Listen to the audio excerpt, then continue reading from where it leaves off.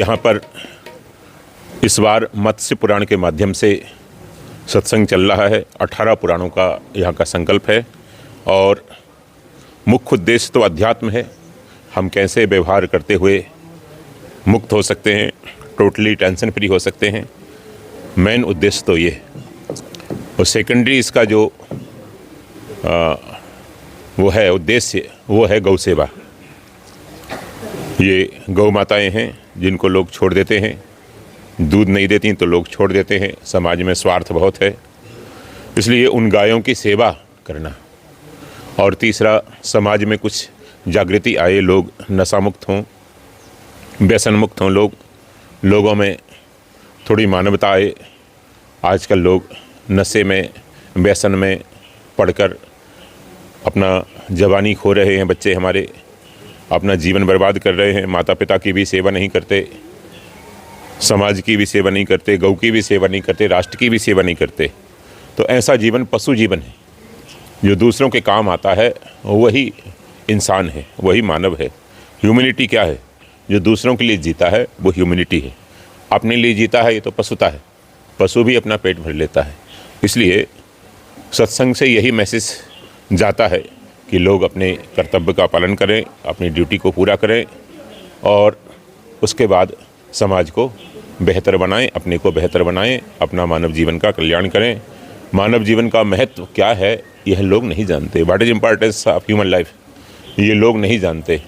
तो सत्संग करेंगे तो थोड़ा थोड़ा उनको नॉलेज होगा, थोड़ा विवेक जगेगा, जानेंगे। और जब जानेंगे तो समाज भी बेहतर बनेगा, उनका जीवन भी, परिवार भी, चारों तरफ ठीक होगा। यही सत्संग का उद्देश्य है, सभी संतों का यही उद्देश्य है। धन्यवाद। धर्म की असल परिभाषा क्या है? धर्म को लेकर लोगों में बड़ी अलग अलग भावनाएं हैं।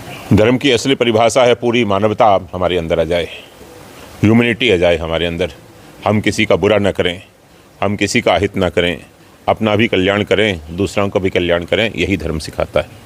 हम जी, हिंदू धर्म में गौ माता को बड़ा पूजनीय माना गया है जी, तो उसके बारे में थोड़ा मोटिवेट करें। क्योंकि इसमें समस्त देवताओं का वास तो है ही। धार्मिक दृष्टि से, भौतिक दृष्टि से आप देखें तो सारे रोगों के नष्ट करने की क्षमता है केवल गौमूत्र में ही। दूध नहीं, केवल गौमूत्र में ही इतने वो है पोटेंसी है कि ये कैंसर, जुकाम से लेकर कैंसर तक समस्त रोगों को ठीक करती है। ऐसे प्रैक्टिकल हो रहे हैं, हमारे पास लिविंग प्रूफ हैं ऐसे जो ठीक करते हैं। तो गौ माता का जो इम्पोर्टेंस है वो तो किसी से छुपा हुआ नहीं है। विदेशी लोग आजकल, अमेरिका में ऐसा ट्रेंड चला है कि वो गाय को गले लगाते हैं पैसे देकर, टेंशन फ्री होने के लिए, डिप्रेशन से उबरने के लिए। तो ये तो बिल्कुल साइंटिफिकली प्रूफ हो गया है कि गाय का क्या इम्पोर्टेंस है, गाय का क्या महत्व है। हम लोगों की तो ये घर की चीज़ है भारत की, युगों युगों से।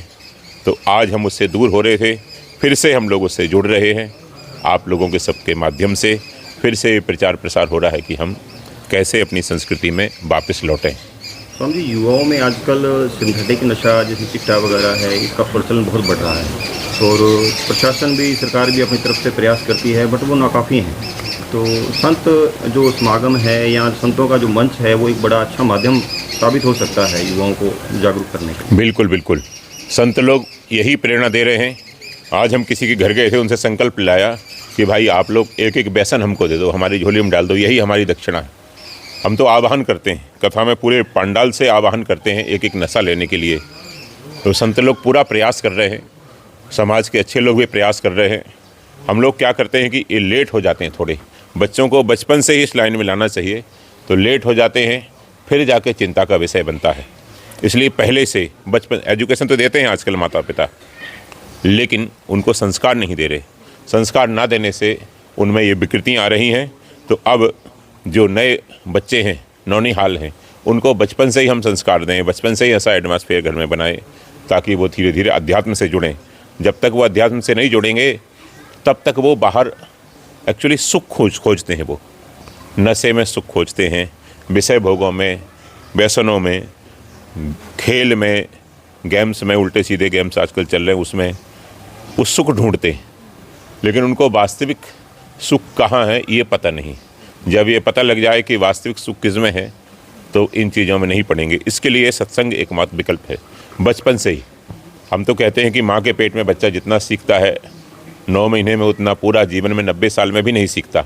तो बच्चे को बचपन से ही, और जब वो गर्भ में आता है तब से ही उसको संस्कार दें, उसकी माँ को संस्कार दें, तो धीरे धीरे हम नेक्स्ट जनरेशन को ठीक कर सकते हैं। स्वामी जी, कितने दिन इस कथा का आयोजन किया जाएगा? यहाँ 7 दिन की कथा का आयोजन है, आज तीसरा दिन है, और उसके बाद फिर सिरसा में ही मीरपुर में कथा है। स्वामी जी, महाकुंभ की अगर बात करें जी जी तो 66 करोड़ सरकार का एक दावा है। जी 66 जी करोड़ लोगों ने वहाँ महाकुंभ के अंदर स्नान किया। जी। तो उसको महाकुंभ को लेकर कई चर्चाएं भी हुई, अच्छी चर्चाएं तो रही, साथ साथ में नेगेटिविटी भी रही। तो हाँ। क्या महत्व है आम आदमी के लिए महाकुंभ का, थोड़ा प्रकाश डालिए। मुख्य महत्व वहाँ सत्संग का है। बड़े बड़े महापुरुष आते थे, उनका लोग वचन सुनते थे, उनको अपने जीवन में आकर फॉलो करते थे, फिर नेक्स्ट कुंभ आता था, उसमें फिर जाते थे, फिर रिचार्ज करते थे अपने को। मेन चीज़ वो थी। तो अब वो चीज़ थोड़ी सी सेकेंडरी हो रही है। तो स्नान का, दान का, सत्संग का, सत्संग, सेवा, सुमिरन, ये 3 चीज़ों से उद्धार होता है। तो तीनों का कुंभ में प्रचलन है। सत्संग करें संतों का, वहाँ हम सेवा करें जो यात्री हैं उनके, अन्नदान आदि से, चिकित्सा से, और भगवान का स्मरण करें बैठकर, वहाँ मौन रहकर, वहाँ तप का पालन करें, वहाँ नियमों का पालन करें, संयम का पालन करें। और तीर्थ में जाएं तो एक व्यसन वहाँ छोड़ कर आएँ, त्रिवेणी में या कहीं भी जाएं, एक व्यसन छोड़ कर आए वहाँ, ये महत्व है उसका। तो अब वो थोड़ा सा रूढ़ हो रहा है, अब इस चीज़ का इतना ज़्यादा वो नहीं रहा। धीरे धीरे कोई चीज़ हो जाती है तो वो उस चीज़ को फिर वो रूढ़ हो जाती है, फिर उसका इतना नहीं रहता, समाज को ज्ञान नहीं रहता। तो अभी भी जो अच्छे संत हैं, वास्तविक संत हैं, वो वास्तव में इसी में लोगों को लगाते हैं।